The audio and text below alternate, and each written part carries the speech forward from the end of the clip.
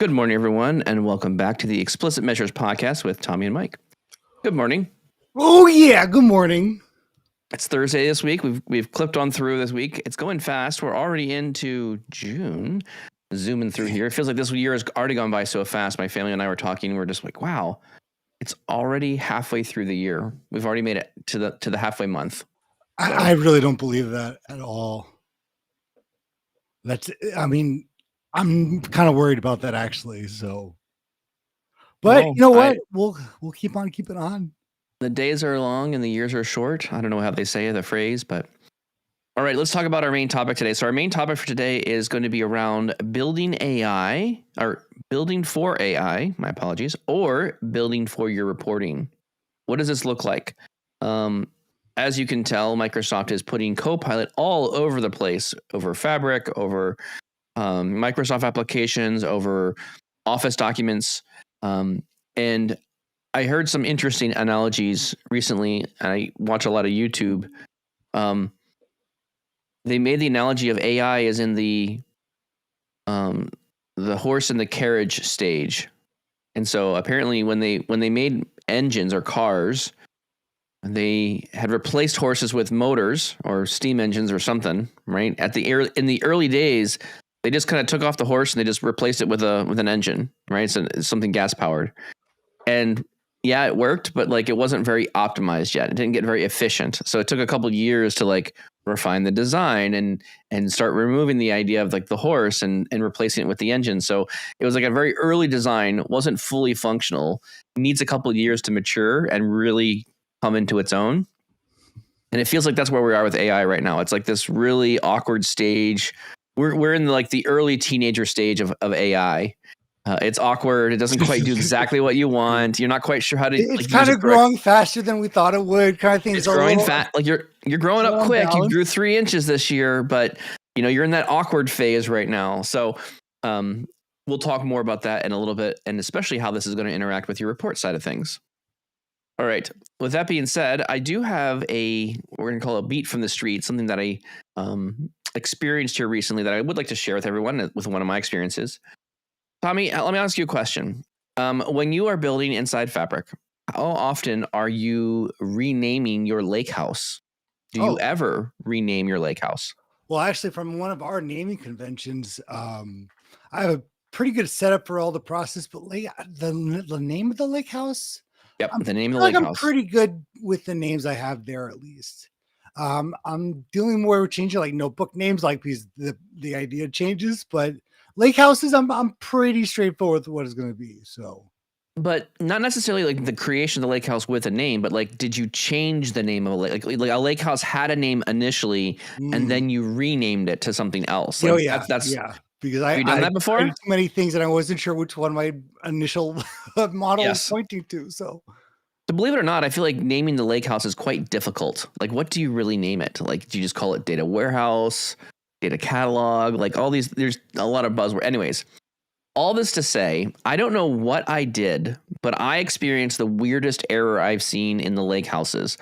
So, Tommy, your experience has been you had that lake house that was named incorrectly, and you were able to step in and just rename the lake house. It just worked. The rename worked, and then you could still hit your semantic models to that lake house and the tables and the SQL Analytics endpoint.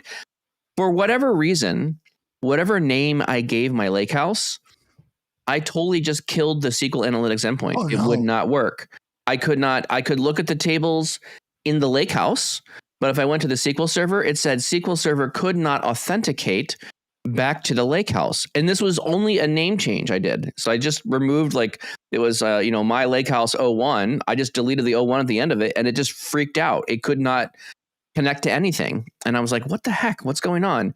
So I submitted a help desk ticket. I went through the whole process, had someone on the support with me, and they said, just rename it. I said, no. They said, just give it a different name. So I adjusted the name yet again. Everything lit up. It was just fine. So I don't know what it was that I named the lake, but either I had created a lake previously, and when I renamed the lake, it somehow had the same name as a lake that I had previously deleted, or maybe it was a different lake that somewhere else had in the region. I don't know what was going on, but for whatever reason, that Lakehouse name was not able to be used. And the error message, just for people who are aware of this, if you ever rename a Lakehouse and you get so here's the symptoms, right? The symptoms are you could read the tables in the Lakehouse itself. You could click on them, the data would show up, it would appear. Right. SQL Analytics endpoint failed to authenticate. Semantic model connected to the Lakehouse failed to authenticate. Power BI reports failed to authenticate. It would not, nothing would authenticate back to the tables in the Lakehouse, and it would not let me read them for whatever reason. And it failed to authenticate, which I've never seen before in a Lakehouse, which was really weird. So I don't know if there may have been needed to be some like data checks before I renamed it to say you can't name it that or don't use this name or something, because I did not.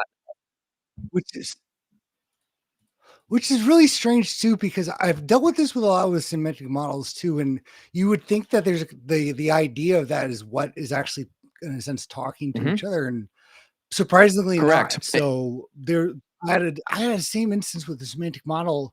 I didn't like the name of it, but I had some things changed to it. And I kind of had two, and I was actually using Git. Like, you know what? I'm just going to duplicate this. However, there were some IDs somewhere that was from the old one. So in some places it uses the ID. Like if you actually, in some places it uses the name, which is strange. So really the name shouldn't break everything. Those connection strings are, whenever you connect to the endpoint, it's, 700 characters. Yeah. So you're exactly right, Tommy. So, the funny thing was the name of the SQL Analytics endpoint never changed. That character-based name for the SQL server never adjusted. It was the same every single time.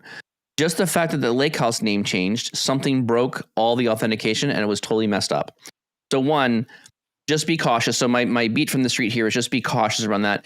But what I will say is after I renamed my Lakehouse, I had a semantic model that I had created on top of it, like an import model. So the import model was connecting to the SQL server, which was then connecting back up to the Lakehouse. Well, because I renamed the Lakehouse, the way that the M code was written, the M code was looking for the Lakehouse name, the old name. And so it wasn't refreshing. It was totally breaking. So I was like, oh, dang it. And then I went into the editor, and the M code editor would not allow you. So if you went into just Power Query and tried to edit it, the way that it was doing the navigation steps. So, you have, when you go to Power Query, you start your first table, it starts with source, and then it starts with navigation. So when you're going to like a Lakehouse, well, you can go to the navigation step and you can try to adjust the name of things, but it wasn't working. It still was failing because it couldn't find the table, can't find said table. So I had to go into the advanced editor. Only when I went into the advanced editor did it work. After I was able to find it, I found, oh, here's the name of the old Lakehouse that I had. I had to update the name to the new Lakehouse. And I was like, you know what? I've got not a ton of tables. I've got like 15 tables in here. I don't want to have to go through every single table and rewrite them all. I want to just do it all in one shot. Well, I was like, oh, I forgot about Tyndall. So I went over to the Tyndall editor, opened it up. I scrolled down till I saw the M code sections. And because I was doing something that had an old name and a new name, I was able to just highlight the old name, Control-Shift-L, select every instance of it, delete out the portion of the old name that I needed, update it with the new name, and then I hit close, refresh my query, and everything just started working. Like all 15 tables just loaded correctly because it had updated the name. And I was like, you know what? That is a great use case for where you should be using Tyndall. I was editing 15 tables of M code by adjusting a single name or connection to the source of something. That's useful. Like that saved me some time than going through one thing at a time. That was just brilliant. Anyways, I just can't speak highly enough about Tyndall, how great it is. And the fact that I can see the entire definition of the semantic model. If you're not using Tyndall and you don't have Tyndall turned on in your Power BI desktop, you need to start looking at it. Like that is a very important thing you should start learning how to use, because I'm saving hours of time mucking with models and going there instead of going into the semantic model and using desktop. Which is hilarious. And also be wary of your language settings on your computer. So I don't know if it's the latest version of the extension, And I've been trying to use it a ton, but if I have anything Power Query, Copilot's like, oh, you have a syntax error, especially if you have a more complicated Yeah. Power Query. So what it does is rather than putting on the first line, it's like we're going to put on the bottom. So Power BI has a syntax. If you open it in VS Code, they say, it's an error. Let's fix it for you. Then Power BI won't open anymore. So just Interesting. I have found a similar Yeah. problem. It's in my experience, it comes from the Copilot. If you have Copilot on, and Copilot is a bit aggressive around the M language, I do have a Power Query or M language interpreter on my machine. So I have gotten one of the add-ins that help me read the M code. I also have the Tyndall package as well. That's one from Microsoft. So I've also added Tyndall. And so between the combination of Tyndall and or the M code, I don't do a lot of M editing in VS Code directly, but those seem to help out a little bit. Oh, no. Yeah, because it's, especially when you're looking at the Tyndall's like, oh, there's a syntax error. Let's fix that for you. And then Power BI guys, no, now it's exactly right. So, but no, I love opening it up because I've changed all my report pages, every single visual. I can rename it across the board with a new name, and basically, oh, you know what? Instead of image count or whatever count by, I can say, the official title. And what a game saver. But the connection strings, I'm just, you have to deal with it being 700 characters. It is what it is right now, but can't change that. But I'm not, again, I don't really worry about that. Like, the idea here is like, once you have something like that, I mean, it's very easy to go into Tyndall and, or actually go into Power Query, make your parameter, add the server name as the parameter, and then you can edit all your Power Query queries and update, get rid of the server name and use the variable that you made earlier, right? So there's a lot of things where you can do mass edits now with the Tyndall experience. And I think that's just, again, I'm just kind of ranting and raving about how great that was. My last note here before we move on to the main topic was I do have, so instead of a beat from the street, this is more like a rant. This is like a pain point that I find. And again, I'd also be interested in the chat here, either on YouTube or other social media places. Let me know what you think about this as well. My rant is around the connections experience. So when you create a semantic model and you have a brand new Lakehouse connection, in my example, right? I renamed my Lakehouse.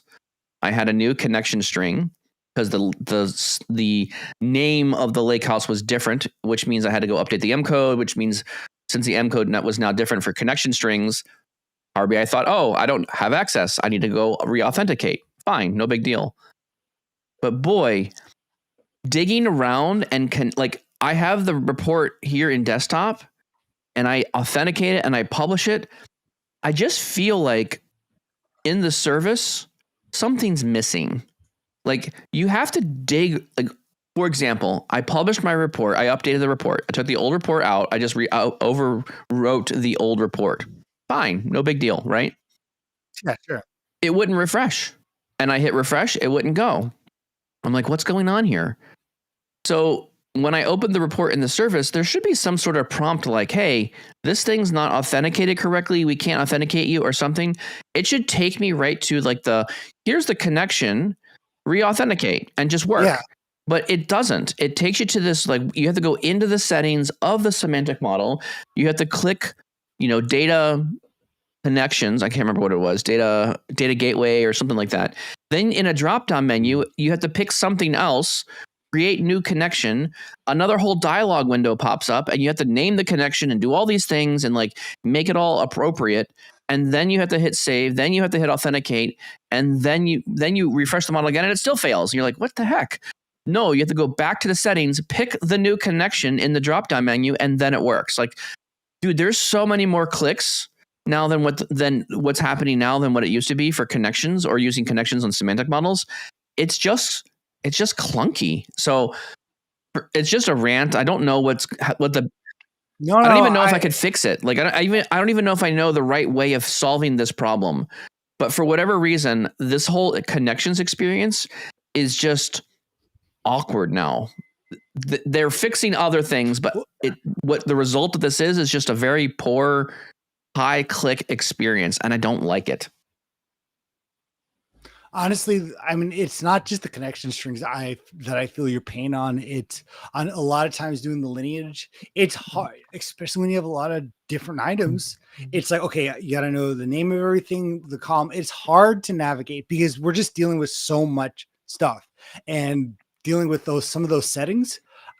You know what I'm going to put for my Christmas gift from Secret Santa this year is that 50% of the budget spent on error messages and Oh, making geez, those a Tommy, little less you could cryptic. spend a hundred. You could spend Oh my 100% of your budget on error message because they're never clear enough. Just just I mean, I feel like they've gotten worse kind of thing. I'm getting the worst error message possible. Like, I can't even put this Yeah, in something Google. something went wrong. How do I Google So that? Like, there's nothing I can Google for that message. yeah, Well, that's great. can't So authenticate SQL Server. Okay, but it gives me no information about like, is there another name? Is there two things? Like, I had no clue. Like, again, that's why I had to fill it out. Like, what did I do wrong? I didn't even understand how to debug it from the message. So the whole point of error messages is just point you to a place where you can like figure it out a little bit and like fix it. That was not happening. Anyways, that's my beat from the street. Tyndall's awesome. You definitely want to use that. Don't rename your lake houses. Try to make a name and stick with it. Don't do that. It creates a lot of pain. And then doggone it, the connection stuff is just difficult right now. And maybe that'll get better over time. I don't know. The whole experience just feels way, especially when you're just publishing a semantic model connected to like a single SQL Analytics endpoint. It should just work, and mhm. it should just be easier to get that done. I don't know how it works, but it just feels way overly complex right now at this point. Anyways, enough of that. All right, Tommy, frame us out. Give us the main topic today. Build for AI or build for reports. What's going on here? What are we going to talk about in our main topic? So this is going to be, I feel like we've mentioned this a few times, like over passing, but now we kind of really have it to the forefront.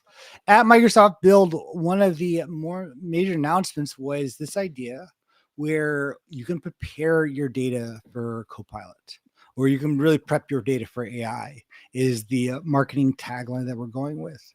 And Mike, how many times have I know I've said this on here, there, and everywhere that all the AI features that Microsoft has, released to us, we've never really had a good way to manage it, author it, or Mm-hmm. customize it. And because you kind of dealt with either hide everything, and it's got to be different for AI, it's got to be different for natural language.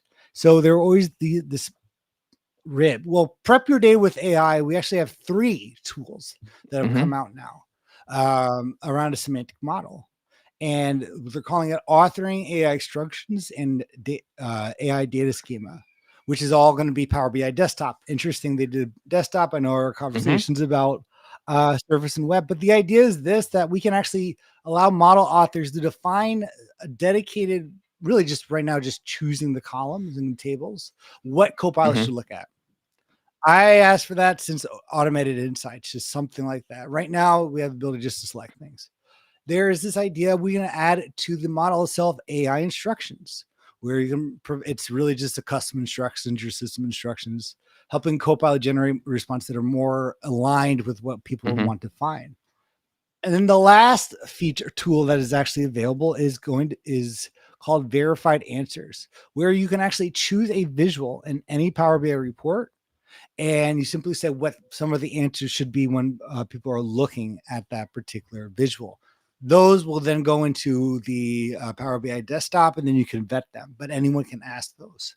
So these are 3 tools that are trying to make you go in 3 places, right? It's not just the Mm-hmm. tooling itself.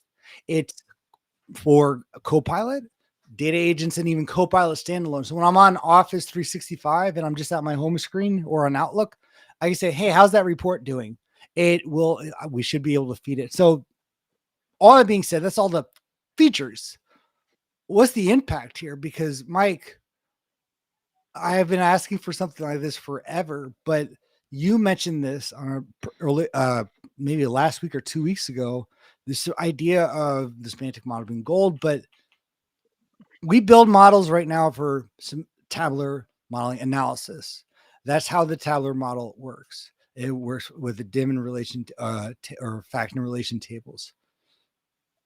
We don't know if this is going to work because we also know that AI likes a little different format, a little different structure. So, Mike, I'm just going to drop the ball here and really just say, how does this impact semantic models, or what are your first thoughts of this feature? Yeah, my initial thoughts are, is this lemon worth the squeeze? We've had a number of AI based features, Q&A, a couple other features here as well, and I do think there's an opportunity to see a lot more use of these features. So letting the AI be more intelligent around, combing through the model, figuring out what's important, what's not important, and ranking things, what things are not, what elements are supposed to be used by the Copilot. I think this is all a good step in the right direction. Right now, I'm also looking at this going like, okay, one, Microsoft, you're asking us to build the semantic model efficiently with good DAX.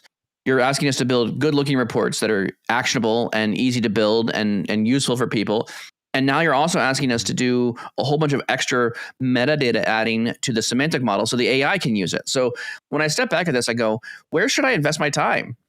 Where's the best? And I was looking at a customer recently, and we went through a whole session around how to build reports for mobile, right? So add that in there too. So there's all these things you could look at. Okay, well, you're now going to need this massive checklist of, okay, I got to make a good model. I got to make a good looking report. It's got to be ready for mobile, and I have to make it ready for AI, and all these things. Add the synonyms, make sure the descriptions are there.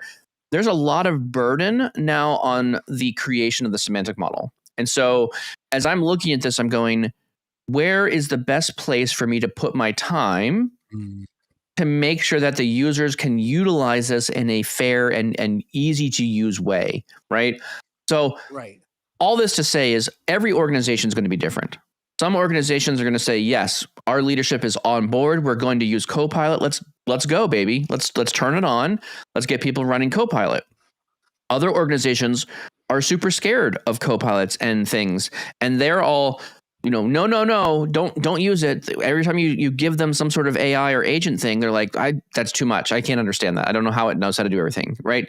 And they really resist that movement. So I think there's a trend happening. I think we're getting to a point, and Tommy, I think we're on the forefront of this because we're so used to just kind of using AI on everything. I'm now kind of expecting most of my app experiences to now have some sort of AI. However, I've been reading a lot of this content around this. It feels like a lot of the AI is doing these very remedial tasks. That's where it's most efficient, right? It's the simple things. Hey, I've written a paragraph in my email. Rewrite it with a happier tone, or write an email with super blunt words in it, right? Yeah. And then tell the AI and say, this is too aggressive. Make this softer, right? And it can rewrite. So it's these little things, like when I go to publish things from Adobe Express, right?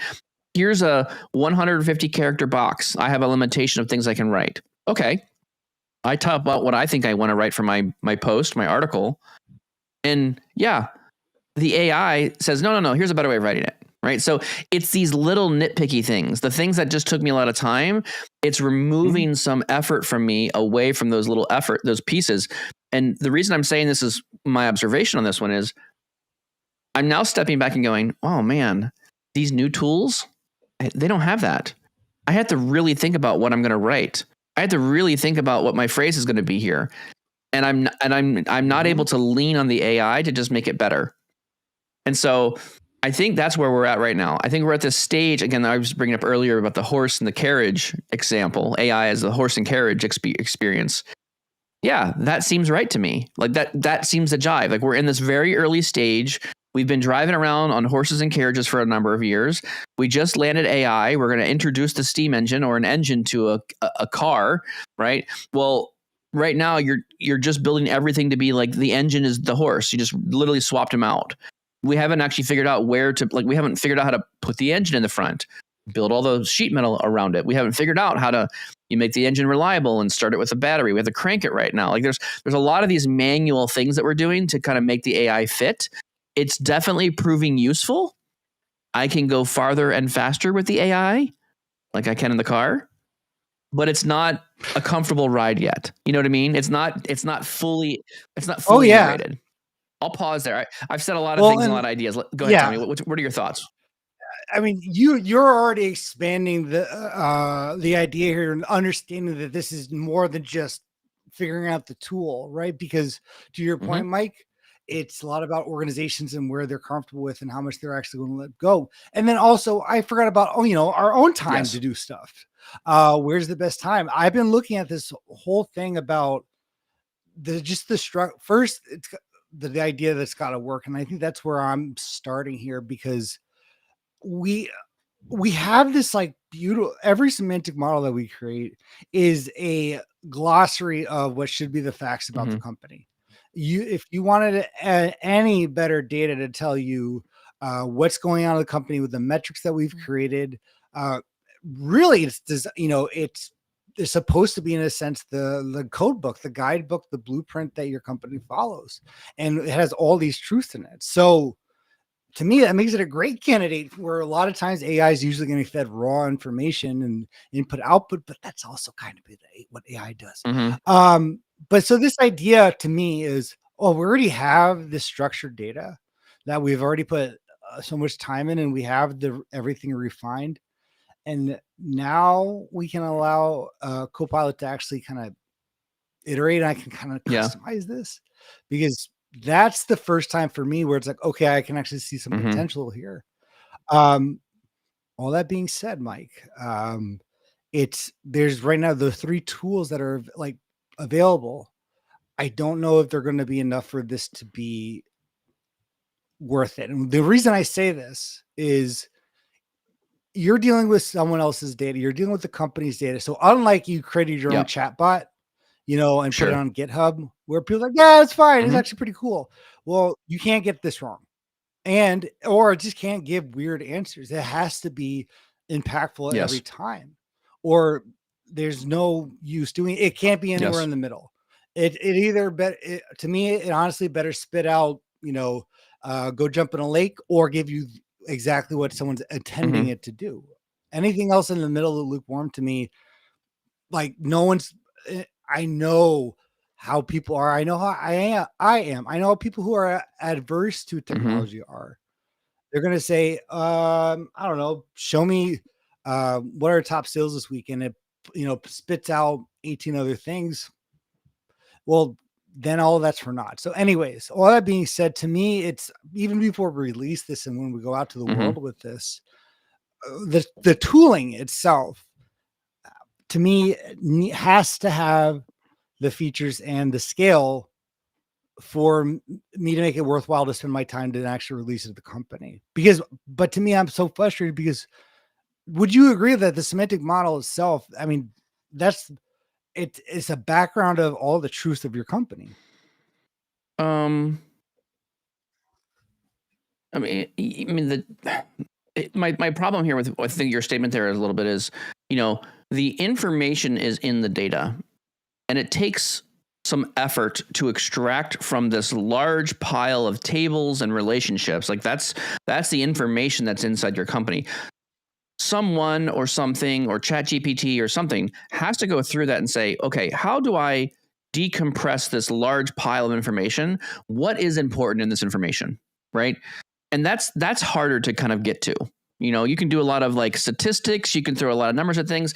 And this is Mhm. where I look at this going, I've looked at um, uh, hyperparameterization in like machine learning. So hyperparameterization in machine learning allows users to, you know, run AI against a data set or some kind of correlation, right? I'm looking for correlation in my data, right? Mhm. And what you Yeah. do is you just say, look, I'm not going to just pick one specific algorithm. I'm going to just say, pick all the algorithms. And then, hey, computer, because you're cheap and you can run for an hour and figure out what's best, change all the weights and the parameters and just adjust it. So hyperparameterization allows you to kind of just throw a bunch of machine learning at some data and say, computer, you go figure it out, right? And so Right. where me, I have to sit down and think about what's the best way to do this because my time's valuable. I don't have I physically can't do 1,000 tests in an hour. I just can't do it. So, but this is where the AI and computers are great is because they're great at multi-threading. They can do a lot of things at once. So if we look at this and go, you know, again, back to my analogy, there's a big pile of data and we need to pull Yeah. out what information do I want about it? And so we're now trying to connect this human question, why are my sales down, to this big pile of data. Who is my most impactful sales representative? How do you measure that? What are those KPIs? What does that look like? What is our biggest product opportunity? These are the questions we're trying to ask, but we're trying to use the data to inform those decisions, right? Those are the kind of things that we're looking at. So as I step back on this one and think about it, I think that's where I'm struggling a bit now, is because does AI replace this? I'm not sure. I'm not sure we're there yet. So let me give you some other. I'm going to bring some anecdotal data here as well. So let me give you some other anecdotal data here that I'm seeing. I run a website, and my website gets a number. This is Power BI tips, right? So I'm going to give you some just real numbers here around Power BI tips. Okay. In Power BI tips, it's a website. It has information. It's tutorial-based information. And as I look at that information over time, I'm able to get some metrics back from Google Analytics. Google Analytics tells me like how many views you've had, how many hits you have. Okay. If you look at the last 12 months in total and compare the web traffic for ChatGPT versus Google, right? So the Google, and if you have a website and you don't have Google Analytics, Google is probably the largest referrer of traffic to your website, period. It just is. Okay. Right. So if you look at that comparison, okay, Google sending people to my website versus other systems, Google is always number one by far. The majority of the traffic comes there. Okay, now in 12 months, ChatGPT was around, call it 2% of my web traffic. Okay, that's 12 months. Looking at a 12-month window. Okay, let's change that window down to 30 days. So 30-day window. Okay. When I look at the last 30 days of data, ChatGPT has now increased from only 3% to now 12% of my web traffic.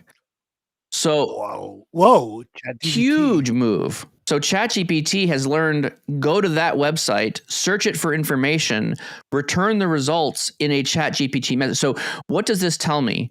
This tells me that people are getting more comfortable with AI. And if I look at the traffic in months of over time, it's greatly increasing. And in another month or two, we're going to see more ChatGPT traffic than Google. Think about that. Your website is going to be scraped more by an AI and using ChatGPT to get answers and deliver those answers to your users than actually Google Analytics. This is happening. This is in real time. This shift is occurring. Honestly, right? what you're going to see more is an AI just scraping your site more than people actually visiting. I have another friend who has a website, an online marketplace. And he was telling me, he goes, in the morning, I see ChatGPT launching and just hogging all my web traffic on my website. It's just going to town, beating up my site, scraping the site. And what's happening is people are asking questions of ChatGPT. It's finding your website as a source of truth, and it's using information from that and bringing it back to you. So fine. Okay, interesting. But as it does this, like, I now, and if you think about like WordPress or whatever your site is, you're going to need to start really seriously considering like, okay, I'm building a website where half of my traffic is coming from people. The other half of my traffic is coming from an AI agent. So what does that look like? How do you make your website more AI friendly to the AI agents, right? That's something else here you're going to start thinking about. So, okay, why do I give you this data point? Why do I tell you this? I'm actively monitoring how much Google traffic I'm getting versus how much ChatGPT traffic I'm getting, because I'm fairly convinced that in the next couple of months, ChatGPT is going to surpass the amount of Google Analytics traffic. And if I even go, even more narrow, like let's do the last 7 days of data, I'll even do that. I'll tell you the ratio of traffic between my site and the Google and that as well. So if you do the last 7 days of data from web traffic, ChatGPT is now up to almost 14%, and Google is down to 20%, where previously it was more like 60%. I mean, incredible shift in traffic coming at this point. So anyways, I would also encourage people that are in the data space, if you have websites or if you have website data, go check out your website data. Go look it up. Go look at your traffic acquisition and see where it's coming from. I guarantee you're now starting to Yeah. see a great shift towards So AI. you are making an interesting point though, because here's the thing about the concept of the AI stuff. The thing is, it does text very well right now. Like coding and text are really AI. But that's where it science. starts. This is the start. Sure. But what I'm saying, so let's bring it back then to the idea of your semantic model that might be already aggregated. I'm not asking the AI to go row by row. Theoretically, I'm already have given it all the metrics and the right columns, and it just has to do some analytics. Some insights that I would not think of and help, answer questions about it. But the thing is, again, it's not text. And that, as we go through this, Mike, where are you in terms of I think we're all in agreement about, we know AI is it's just the forefront. It's just part of our lives now. How much it's going to be, what it's going to look like 10 years, who knows? But this is like when the internet came out. Oh, we were going to use feel it. like we're definitely at this threshold right now where again, Google is going to have to change its algorithm now also, right? So Google, I'm looking at what kind of metrics does my website use, and what does Google rank as important, right? Google highly ranks how much is the engagement rate on your website. Yeah. If Google's going to rank high engagement rate and ChatGPT is building a better engagement rate than Bing or other things, like it's going to funnel more traffic to it. Like it's just, this is so all of this to say is like, look, let's come back to semantic models real quick, right? Okay. If people are getting, the trend here is people are getting more comfortable by using agents or chatting things, and they're trusting the answers that are coming out of these chat things. The chat experience with AI is getting better over time. It's becoming part of your everyday. And honestly, every day, Tommy, I look at another announcement for this another breakthrough, this great breakthrough, that's hard to say, inside AI. Someone's building a new model. Someone's building this new, it's faster, it's cheaper, it does more things. It has more capabilities. Like every week, we're seeing huge improvements in this space. Oh yeah, and it's going to just keep accelerating.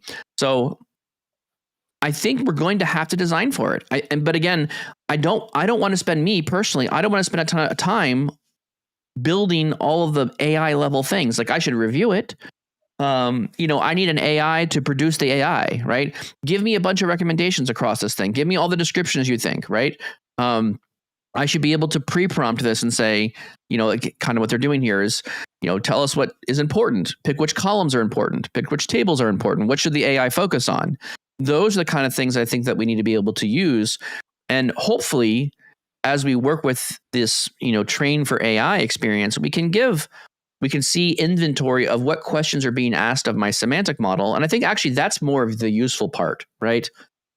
I think the data that comes out from talking to the AI is going to be more useful to the creators than anything else. Because, well, think about it, right? I've built these tables, I've made these things, and then we're going to have people ask business questions against the model. So how do you consolidate hundreds, thousands of questions about a semantic model?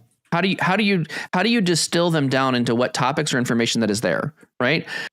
People are asking real questions of their semantic model, and you're getting that is as direct of a need as possible, right? I got to be honest, Tommy. Let me be real with you here for a hot second. All right, be real, man. Be real. When AI came out and I started talking to Copilot, I would ask it to do something. Copilot, do this. Make this M query. Write this code. Make this Python statement. And sometimes the AI would say, "Here's your answer." Or at other times, it would give me this really trash answer. It would just be like, "I can't do that. Unable." And I'm like, I would literally say back to the chat, I was like, "You're useless, Copilot. I hate you." Like I would literally tell it, because I would give it, I would say it. And then it would just be like, I can't compute. I'm like, okay, I can't insult the AI. It makes me feel better when I insult you to say you did a bad job, right? But I would take so me personally, I would take the effort of giving feedback to the AI. Like this is not what I wanted. This is not right. Yeah. Also, now that I've been working with AI a bit longer now, I know to be a bit more descriptive, right? I can ask it more specific things. And if I don't get my prompt right the first time, I make a second prompt that says, adjust my, hey, write me a function. So the other day I was doing a stream with Reed Havens on Havens BI. Okay. And we were talking about our theme generator, right? In our theme generator, we were talking about all these cool features, all these neat things. Oh, by the way, did you know if you're using Edge, Copilot's right there? You can actually take a color from your color palette in theme generator, put it into Copilot and say, hey, Copilot, make a color palette with 6 colors based on this color. Make it a soft color palette, right? You could give it descriptions of what you want it to do. It will list out the names of the colors and then all the hashtags and the hex color codes. So you can use Copilot to make color codes and then copy paste it right back into the tool. It was super easy. But I realized I needed a comma separated list of those numbers, right? So then what I did is I changed my prompt and I went back into the prompt. I said, okay, give me a color palette of 6 colors, but make it a comma separated list instead. And then what it did is it gave me 5 different palettes of colors, and I could just grab one, copy it, paste it right into my tool. Yeah. And so now with a little bit of prompting knowledge, I can now get this, like I don't have to make color palettes anymore. I can talk to a Copilot and make them for me. Done. How cool is that? Okay, but it's, and all the things are micro. They're amazing when you have this wide spectrum. But again, we're still not dealing with our data kind of thing. That's so sensitive. All things we're talking about, general colors. Again, where it's just giant list, just like all the states in the world kind of thing. It's just a list of information that it can easily kind of categorize because it's already pretty also universally well known, and it has a bunch of text from all the people who have talked about color theory already get into it. So I see what you're saying, right? Like on things that it knows it's been trained on, like Python, SQL, like it's gonna perform better in those spaces because it has a lot to train from. You're saying the data and the data analysis space is a lot harder to train on because it's like you kind of need to do deep think on everything. Like you need to be able to run a whole bunch of queries against a semantic model, figure out which tables come back from that, and then analyze the results into something that would make sense to the user. Even more, you need the better context, not just deep think. It doesn't know what to think, right? It's just looking at columns and has no significance. Some of sales is like, what does that mean, right? What's the impact of that to my business? Right, and right. All the things that we're finding amazing on Copilot. There are millions of pages of documentation this is learned from. But now when we're dealing with our business information, and all I have is column names, table names. And I don't know. I mean, this is not ChatGPT, but I'm assuming that Microsoft's like really making this Copilot and this prep for AI going, hey, you're a model, but you're an expert on tabular models, right? Because that's also a difference here. We've seen this before. AI has never really played super nice with our Power BI models and trying to get the right information.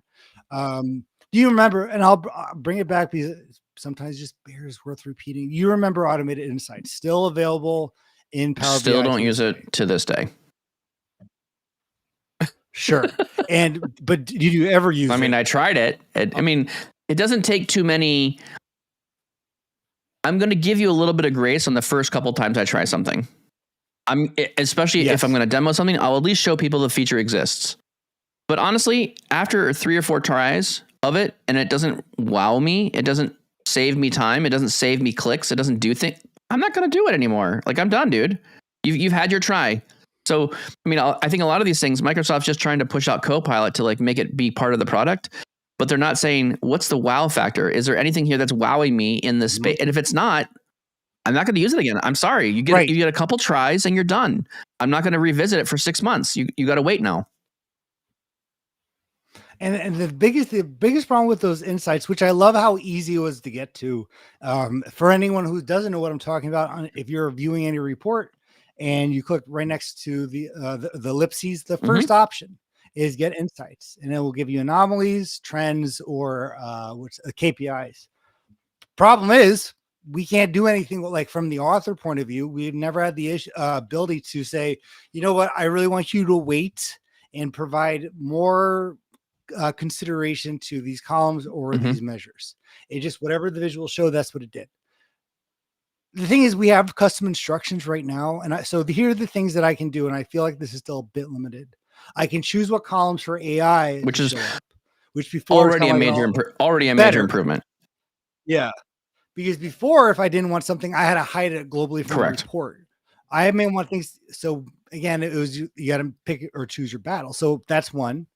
And now I can, again, actually go through and provide custom instructions. It's pretty simple. That being said, I don't know how detailed it's going to be. And to be very honest, I've tried to give Copilot my Atomic prompt kind of thing. And it's like, no, I'm not working with you here. So, I was just dealing with a PowerPoint thing, and I was like, I'm going to kill the Copilot kind of thing. So, well, it's asking. I feel like right now it's asking too much of us, right? So when you do like in this new, prompt for AI, right? So build your model for AI.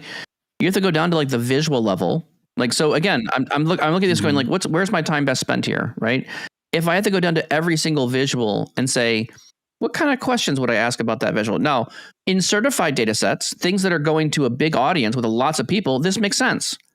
But if this is a small little report that I'm building just for me, my local team, I'm not sure if I'm really just ready to spend a half a day, 2 days. Like, you could probably spend a day prepping the model for AI. Are we going to get that many questions back from the AI that's going to actually prove that it was worth my time to spend a whole day prepping it?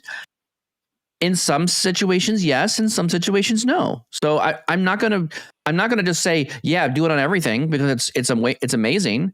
I'm going to say you need to be critical about what is your time investment on shaping the model for AI, and do you have enough users to actually do this? Like, right? Now, I will say though, the feature though, if it was just custom instructions by itself, I would say that would be kind of a miss. But I will say the new feature where in a visual itself, so I can say, you know what, get verified answers. So unlike before, where you were in a sense, I felt like it was always like you were going backwards. This way, I don't even have to provide the answer. I can just simply go to choose that visual, choose a verified answer kind of thing. And it's funny because you're writing the phrase about what people are asking, so it's verified questions, I guess. Well, and to your point there too, Tommy, like, if I look at a report, right, there are. So let's just say we're looking at a bar chart, or you build a bar chart that does something, right?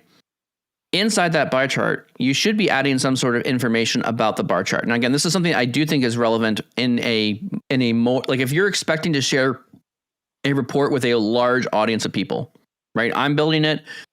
I'm going to share it to like you, Tommy, and other people on my team. I'm not going to assume the data literacy of everyone on every visual is at the same level of mine, right? I understand what I built. I made it. I have the measures. I understand why that visual exists, right? I do think there's some intent to say this visual exists to answer this kind of question. And then you should be able to say, when, I have a line and a column chart, right? It's a dual axis, left and right axis chart. Then I explain how to read it. Hey, this is a chart that explains cumulative totals of sales year over year, right?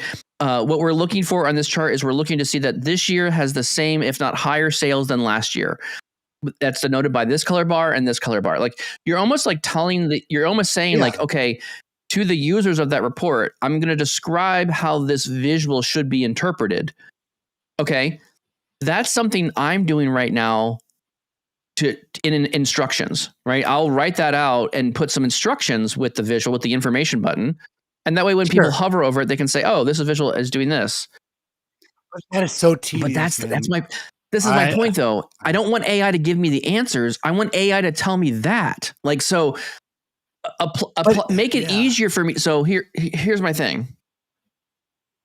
And maybe I'm having an epiphany now, or maybe I'm going off the rails. I don't know. It could be both of these things. But the AI should help me do these simple things that are showing trends and talking about the visual. Like, I take away a lot of the tedious build work that I do inside visuals. Let me focus on this visual. What does this visual tell me? What are trends in this visual? What should I be looking for if that line is going down, or if that line chart is going up, or in this visual, what is denoting good performance versus medium performance versus poor performance? That's the kind of information I'm trying to convey. We've talked about this a lot in the past, Tommy, about like the visual language. What information am I trying to convey to you, the reader of my visual? How do I talk to you with the visual? It's its own visual communication language. And so what I want to do is I want to shortcut as much as I can between my vision for this visual and the user side of what they're going to see and how they're going to interpret it. So, why not click on the information button and have the AI do all that for you and say, hey, this visual is showing this. When this trend line is going this way, this is what this means. When this trend line goes that way, this is what it means. A positive trend is the line going up and to the right. A negative trend is when it's going down to the left. But so see this thing though, and I like where you're going with that, but for the consumers, right, where it's also the lingo too when you're dealing with your own information, right? So I've been playing around with the verified answers, and I will say the questions they're coming out with are already so much better than the Q&A one. Where it's like, I'm like, oh, maybe I would ask that. But the problem is how people ask. And this is the other thing too, right? So most things you do in ChatGPT, like if you want to play the trumpet, guess what? Pretty universal kind of way to play the trumpet or whatever you want to do. I can feed it information, but the thing is when a consumer is going into this, they're not going to say, hey, what are my best model name by table name, correct, by measure, for 100%. last month. They honestly, they have their own vernacular about how it works. That cannot be expected. Right. Honestly, they're going to say, what are my sales this week? That's what we've seen AI can do already, where they should know who I am. So it knows the user, knows that report, and knows this important. So then it just becomes Q&A. If it's Copilot saying, how's my numbers? To me, honestly, this is where the success is like, hey, who should I call this week? Because it's using the data, not just to give you a bar chart, but using the data to finally summarize all those things that you want to report. But it's more than that though. Like it's more than like, there's this gap between like, how generous do you make the AI build its own synonyms around the different columns that are inside the model, right? So again, this is where I'm torn. I'm torn between like, so there's a gap in my mind, Tommy, here, right? There's how do users naturally talk to the model with AI? Like, give me the total sales, give me my sales representatives. There may not be anything in the model called sales representative. That's just the language that I've adopted. And maybe I don't have a clear data dictionary in my company. Maybe that's something that I've just thought of that makes sense to me, or how I communicate it in my team. Fine, no big deal. But the point here is how does the AI make a jump between salesperson and sales representatives? Is it close enough that the AI can interpret that? And then me as the author or the creator of the report, I'm looking at this going, do I need to add every single synonym known to man so the AI is smart enough to understand that? There's a level of I'm never going to be able to, as an author, to be able to use all the vernacular for every single user who's ever going to use my report. So how do you funnel that back, right? I think there's a whole missing analytics part of the AI, right? I don't see, these are the key terms and phrases that this user or these groups of users were using in this model. And then I can come back and say, oh, I need to link those things back. So it's this idea of like retraining the model a little bit, right? You've got to put it out there. You've got to do your best effort, get it out to the people's hands, let them ask questions about it. I need data back about those questions so I can then refine the synonyms. I can refine the table statements. I can refine adding questions to this visual. Maybe someone asks a brilliant question to the visual, and maybe the AI did a great job answering that question. Well, how do I know?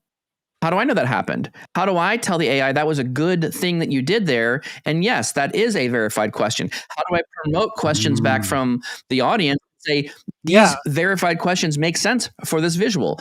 Those people are thinking about it right. So it's now about like taking the information back from the AI and also letting the AI interpret the model, taking the best questions from my audience, funneling them back into the model and saying, these are great examples of how to use it.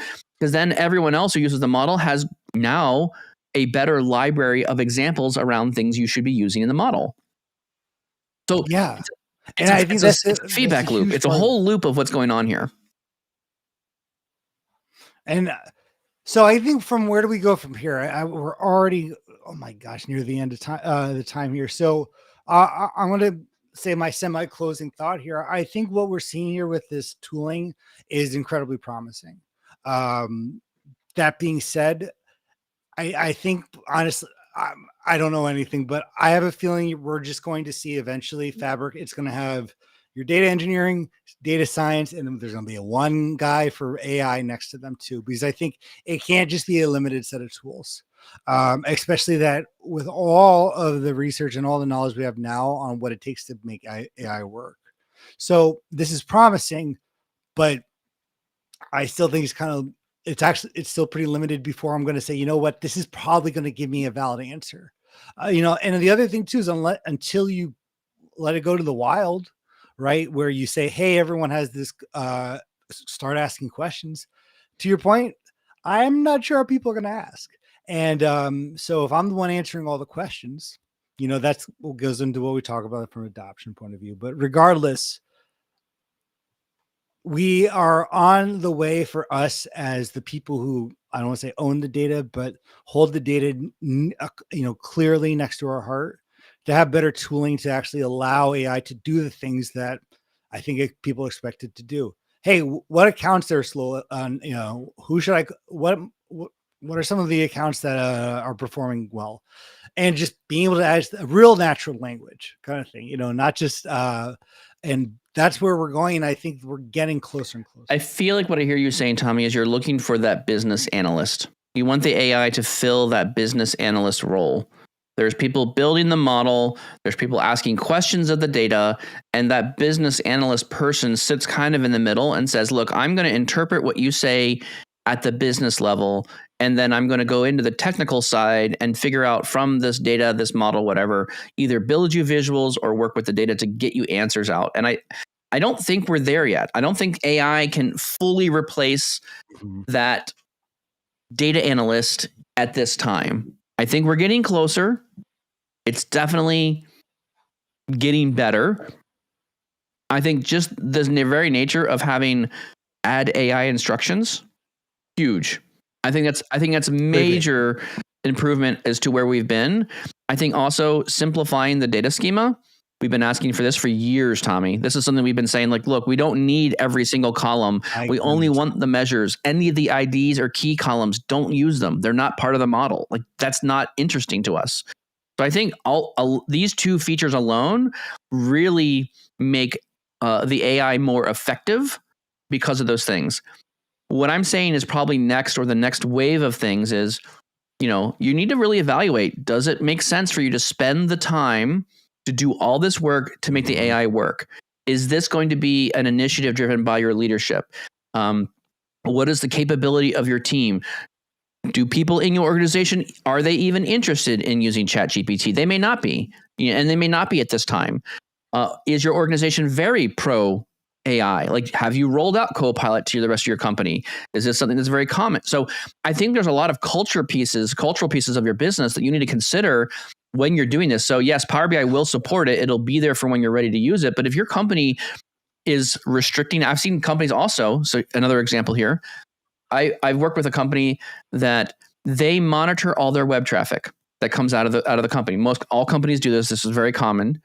But what they do is they also monitor how many times and which AI agents they're using, which websites are being hit for AI. And so they're monitoring this, and they're seeing again, the trend is there. People are increasingly finding these AI agents as they get better, as the models improve. More and more people are asking those AI agents to do something, to use them more. So the same analogy goes for my website, right? I'm seeing it going from like 2% up to 13%. I've had a 10% increase in the last 12 months of AI agents scraping my website. This is going to continue to increase. And at some point, this will be the majority of my website being used by that. So all that tells me is more and more people are getting more and more comfortable using the AI agents to produce data and use that as information for themselves. So in lieu of that, your data culture, your company culture will be changing. And I think it will naturally start adopting AI because it's going to get more useful for people and they're going to trust it. Dude, I love it. It's very promising. I'm getting closer to my evil dream, so to speak. So we'll see. I'm looking for the day where a lot more of these AIs can be localized and run on your device, like your machine, your computer, inside your web browser. I don't really love this whole idea of having to pay for an AI for like $20 to $200 a month. I mean, it is effective. Like if in coding things, like it's 100%, it's like worth the money, like not a problem. But if I step back from that and look about everything else, it's not nearly as effective. So I'm still trying to evaluate like where's the best place to do this? How much do I spend?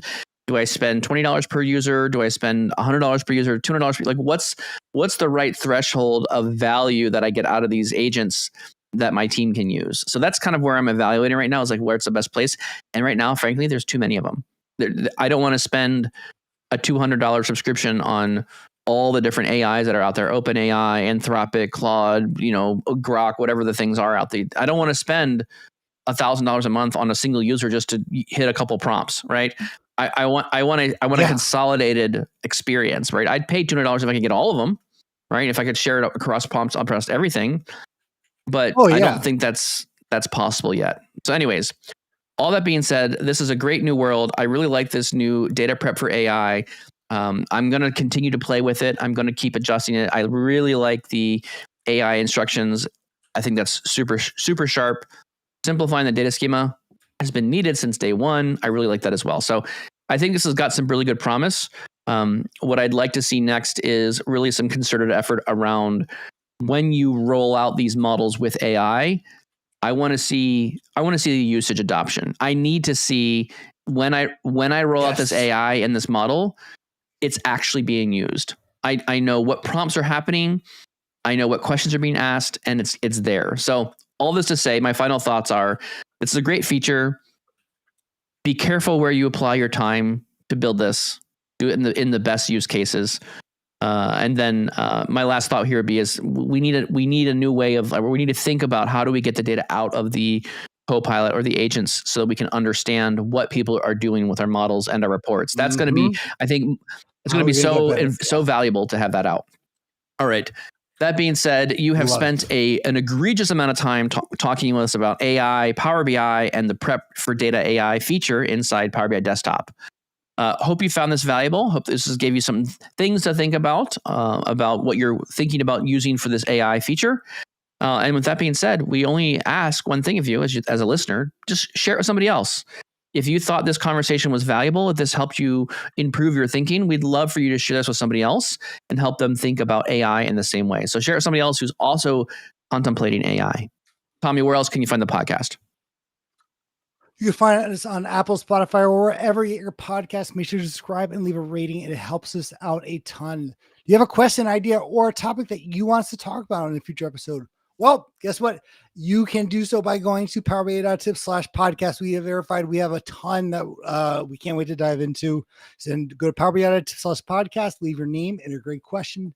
And finally, join us live every Tuesday and Thursday, 7:30 a.m. Central, and join the conversation on all of Power BI Tips social media channels. Thank you all so much, and we appreciate your time today. Have a wonderful weekend, and we'll see you next week.